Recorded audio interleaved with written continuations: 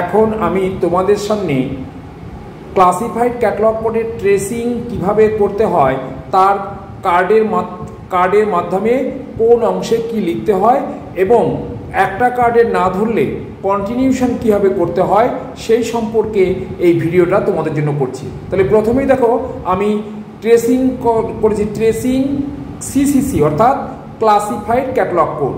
একটা কার্ডের back side of the card, দেখো এই যে ব্যাক সাইড অফ দ্য কার্ডের left half right half, left half right half. তাহলে রাইট হাফকে এবার তিনটে ভাগে ভাগ করা হয়, first half upper part, next middle part আর লাস্ট লোয়ার পার্ট। তাহলে three part divided by tracing right hand side. Then when not able to accommodate all the entries, the continuation card will be used to note down all the remaining entries. The fresh card to note down the tracing will be shown below.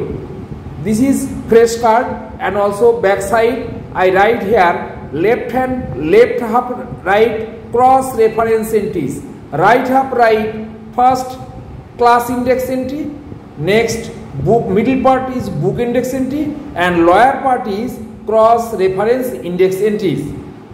After that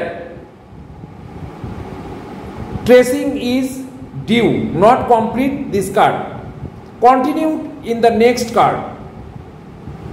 Next card right here continued 1, and here call number means leading section right here. Left hand side cross reference entry, right hand side class index entries, book index entries, cross reference entries। অর্থাৎ যেগুলো ওপরের কার্ডে আমার লিখতে পারিনি তার remaining part আমার continuation কার্ডে লিখতে হবে। এইখানে যদি দেখা যায় দ্বিতীয় কার্ডেও আমার শেষ করতে পারলাম না, তখন তৃতীয় card continued in the back, অর্থাৎ এটা ফ্রন্ট সাইড, এর ব্যাক সাইডে আমরা কন্টিনিউ করে লিখব। Thank you.